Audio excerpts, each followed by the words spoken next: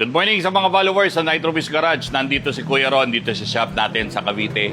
So meron tayong tumating na project ngayon, isang Honda Jazz GE. Yeah, look, making that bread that hard though. Young G shift that cargo. I get high when I'm at the top. I'm at climb Kilimanjaro.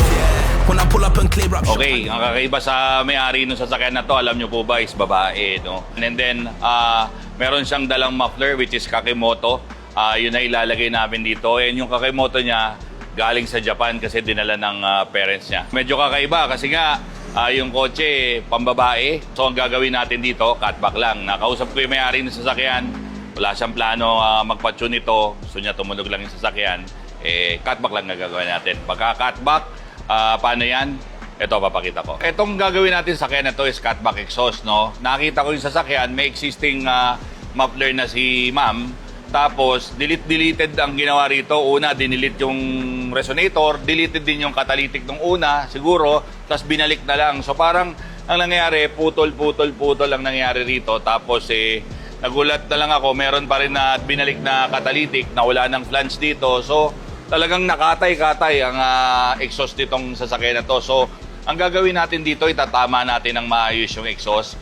Magsisimula ako doon sa flange dito na supposed to be nandyan after that flange is yung secondary catalytic niya.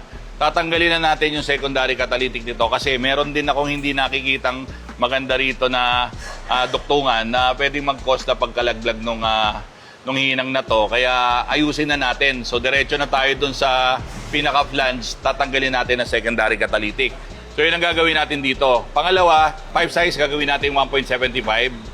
Tapos maglalagay ho ako ng resonator dito kasi nga medyo corroded na yung part na to sa ginawang duktungan na dinilitreso. So nga ba nga nung ginawa, mukhang malapit na rin silang bumigay at puno na ng corrosion. So ayusin na po natin lahat to.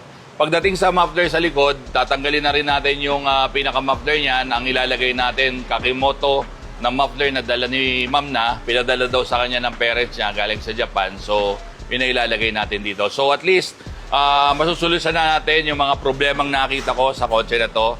At the same time, mas durable po ang ilalagay natin yung mga material, stainless po. And napakagandang muffler ni ma'am na dala nila. So yan po yung pinaka-project natin para sa araw na to. Panoorin po natin yung gagawin natin proseso.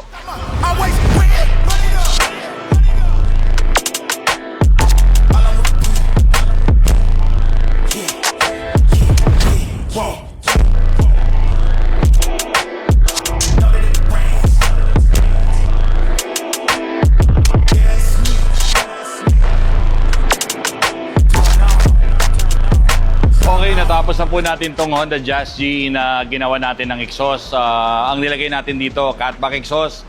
Recap ko lang yung pinaka ginawa natin in details, no? Una, nagsimula tayo dun sa secondary catalytic. Tinanggal na po natin yan kasi nga may putol duktong na ron. So, in-address natin yan. Tapos, ang ginamit natin 5 size dito is 1.75 which is good for this kind of car.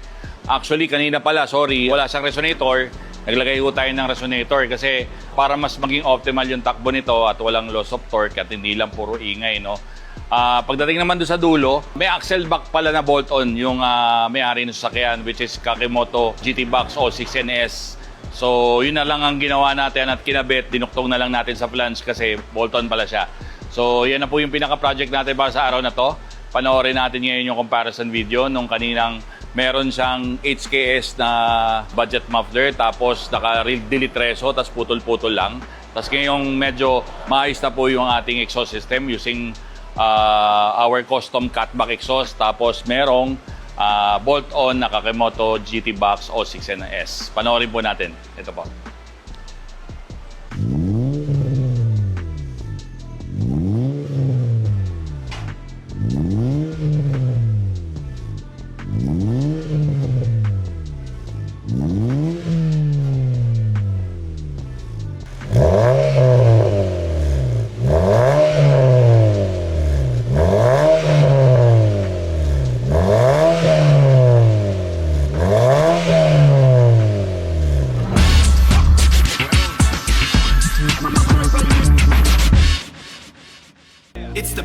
Our work is driven by passion for cars. We provide the right information to our clients, understand exactly what their cars need. Hindi namin inakala na ganito nyo kami pagkakatiwalaan.